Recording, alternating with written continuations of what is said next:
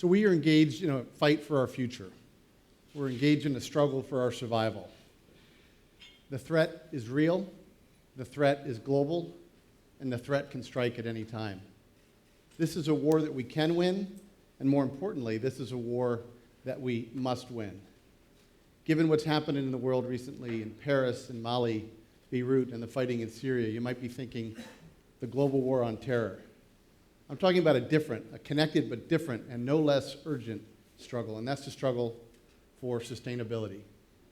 I define sustainability as using resources to meet today's needs, but being a good steward of those resources and the environment to ensure that future generations, all future generations, have the same chance at a peaceful, healthy, happy life that we do today.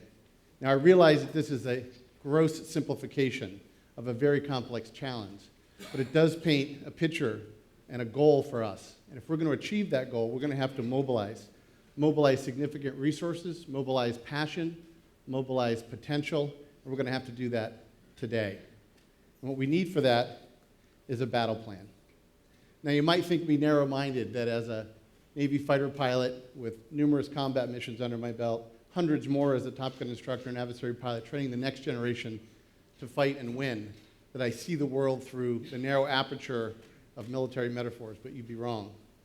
And for the last 15 years, I've been a venture capitalist, an entrepreneur, a government advisor focused on the sustainability challenge, trying to bring innovation, finance, policy to bear on providing a more sustainable path forward. And I've come to believe that those two parts of my life, first as a military officer and a fighter pilot, and more recently as a sustainability leader and innovator, these two worlds are not separate.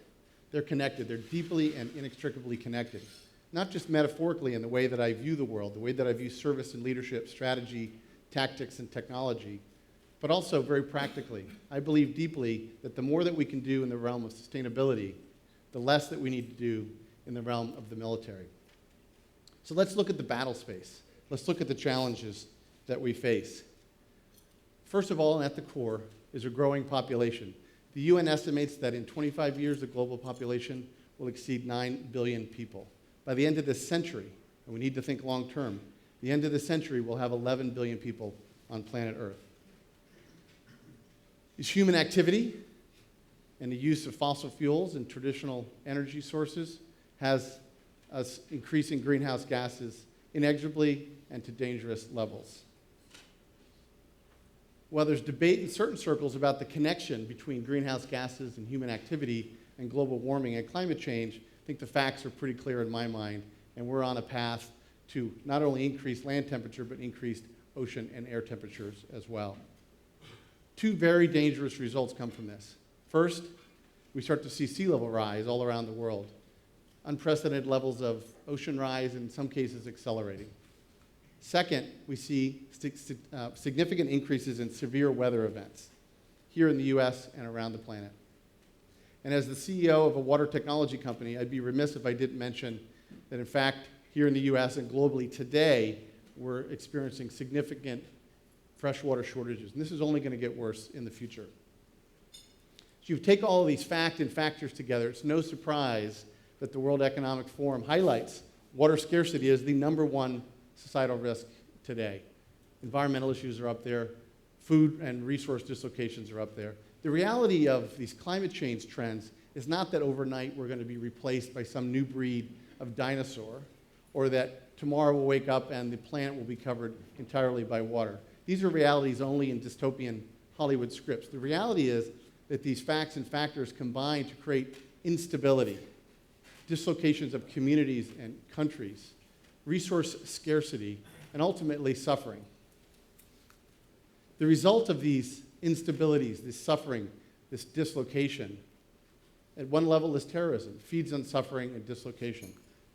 At another level, the issues we're facing today with Syrian and Iraqi refugees is the harbinger of a possible future where tens and even hundreds of millions of people have to find new homes where they can experience peaceful, healthy, and happy lives.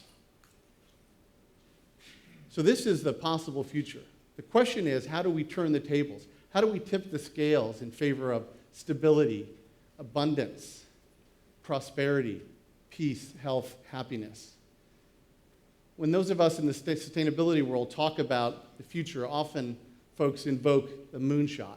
We talk about President Kennedy's challenge to America in 1962 to put a man on the moon by the end of that decade. He challenged Americans to be courageous in their thinking and their aspirations about what was possible. He challenged us to be creative and invent new technologies, new solutions that didn't yet exist but needed to be used to get a man onto the moon. And most importantly, he challenged us to commit our time, energy, resources, and our national psyche to the mission.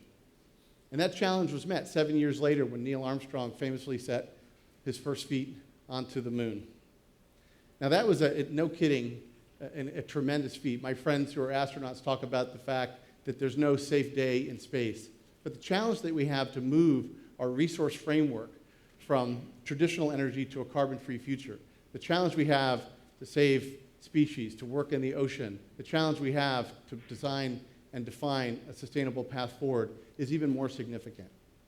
First, the technical challenges are enormous. As Bill Nye, the science guy, says, when you're working in innovation around energy and the environment, you bump up against the laws of thermodynamics. And for the scientists in the room, you know that if you're doing that, the laws of thermodynamics are pretty unforgiving and very, very difficult to break.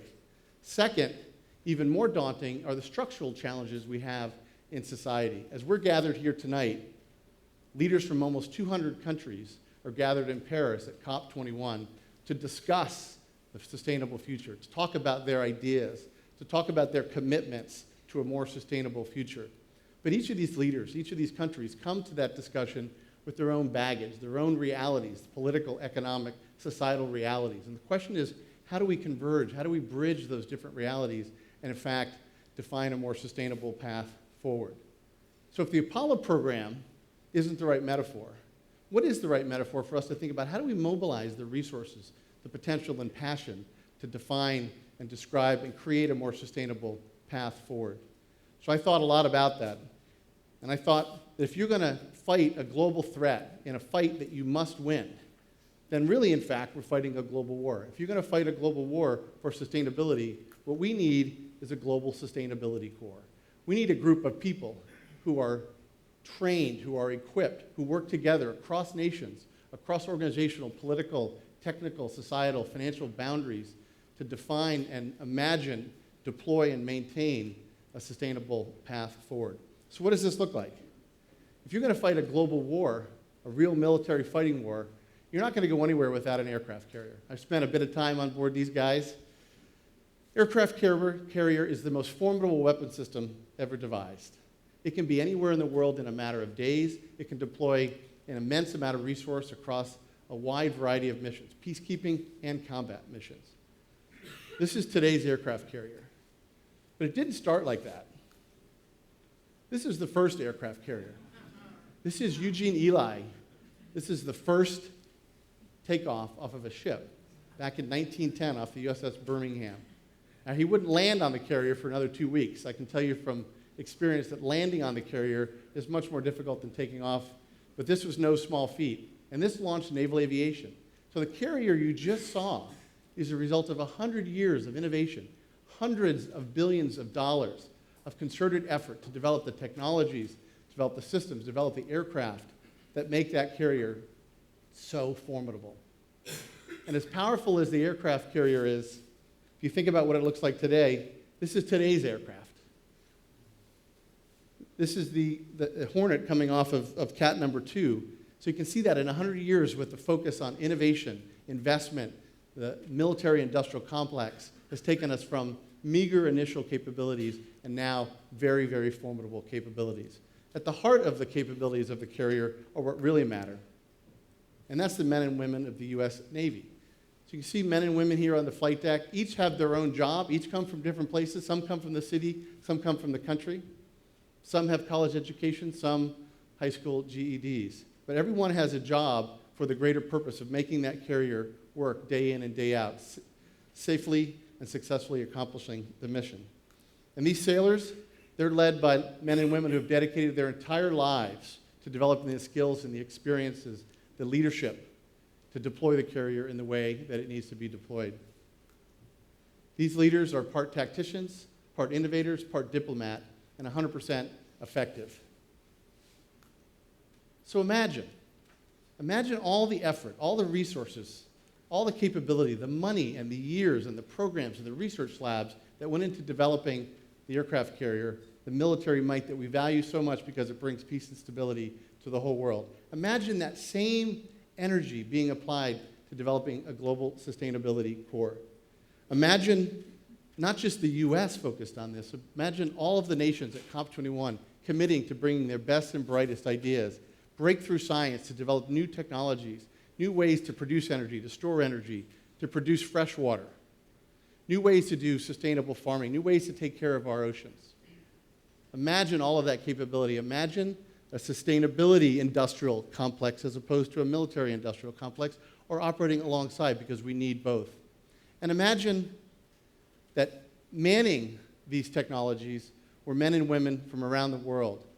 Imagine folks from inner city Chicago, inner city Mumbai working alongside one another. Imagine folks from the farms of Iowa, farms of Africa, coming together through a common training.